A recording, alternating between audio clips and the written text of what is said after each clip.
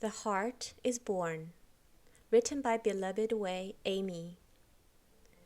When mind no longer abide, the heart is born. These few words are the true essence of the Diamond Sutra, of which many have meditated in finding their own path and enlightenment. I, too, pondered it for a long time, and suddenly it seems to make some sense. Here I want to use some analogies to explain my understanding. Imagine you are invited by a friend to visit her new home. This house is located in a beautiful community surrounded by hills and a small lake. The newly built house is spacious and bright. The garden flourishes many beautiful flowers and trees. The talented hostess decorates and arranges each room elegantly. It feels so comfortable and peaceful just being there, surrounded by warmth and beauty.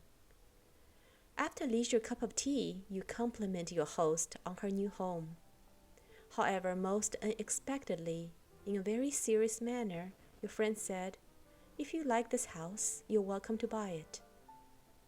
At this moment, will you suddenly change the way you look at this new house? Will you suddenly notice many things that you did not observe before, such as building material, the structure of the roof and the foundation, the layout of the house, the community and school district, and whether there are good parks and supermarkets nearby?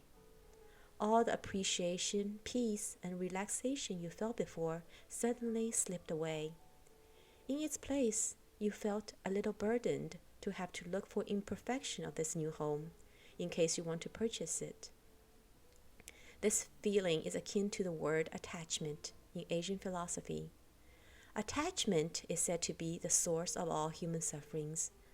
The ultimate goal of a seeker and a sage is to be free from all attachments in order to achieve freedom, joy, and enlightenment. Similar analogy happens when you're dating. At the first stage of infatuation, it is similar to being the guest in the prior example.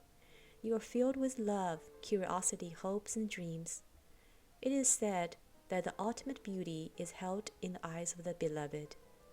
The pair will only see each other's strength and imagined perfection. This sweet and intoxicating feeling can be called the heart is born, or in the West, falling in love. This state of being can only exist when mind no longer abide. It is pure appreciation, admiration, gratitude, and satisfaction, the sweet spot of a relationship. However, this stage is often short-lived. As the couple become more and more serious, they start to subconsciously notice each other's shortcomings. This in actuality is a mind trying to determine if they can live with one another in a long-term commitment relationship, such as marriage. In other words, if they should live in or buy the new house, as in our first example. As soon as the mind is involved in logical judgment and evaluation, the feeling of ecstasy and appreciation slips away.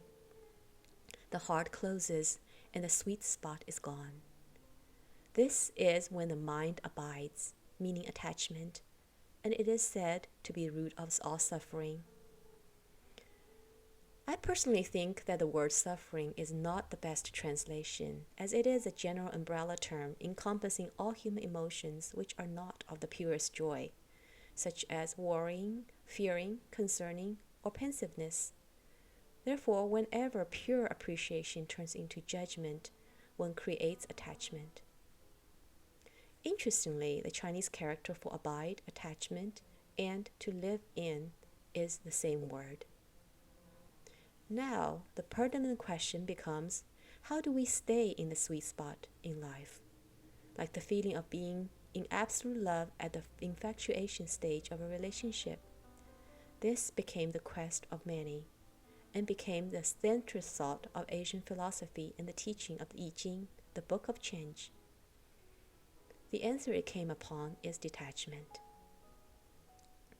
In this lifetime, if you are fortunate enough to meet a best friend, a kindred spirit, or a soulmate, you will notice the relationship is built upon deep appreciation of each other's talents and attributes, unconditional acceptance of each other's shortcomings, and unconditional love.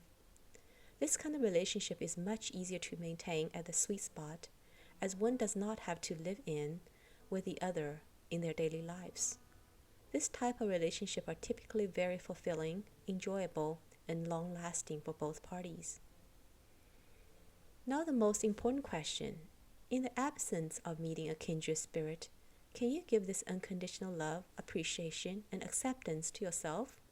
Become your own best friend and soulmate. Further, can you offer this unconditional love to your spouse, your children, and all the loved ones in your life? Even further, can you extend this love to strangers and even enemies? If so, then, when the mind no longer abide, the heart is born. When one's mind is in the peaceful state of abide to nothing, he is an observer and appreciator. The heart is born, full of praise, appreciation, gratitude, satisfaction, freedom, and joy. It is a feeling of letting go and returning home. Imagine you're sitting on a plush bench in an art museum, quietly enjoying Monet's oil painting from afar, soaking in its beauty. Your entire body and soul are uplifted. At this moment, you would never think of taking a magnifying glass to examine and evaluate this world-famous painting in front of you to find its faults. To you, it is beautiful just as is, faults and all. In this moment, your heart is born, as your mind no longer abide. In fact, the principle of detachment is very simple. For mind not to abide, it is to release from judgment. It is to not distinguish. Do not distinguish things happen in your life as good or bad, right or wrong. Everything just is. This is a key to non-attachment, and it is a base of a joyful life. Imagine looking at an Indian tree with God's eyes. There are thousands of leaves on the tree. Some have tender green leaves.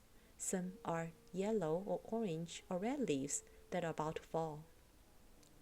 For the divine, the linden tree that he is admiring from a distance while sitting on the bench is beautiful. Every leaf is of the same beauty because every leaf is unique. The heart he gave birth to is called agape love. The path and destination that we have traveled in this life is to achieve this kind of unconditional agape love. See and treat ourselves and others through the eyes of the loving one.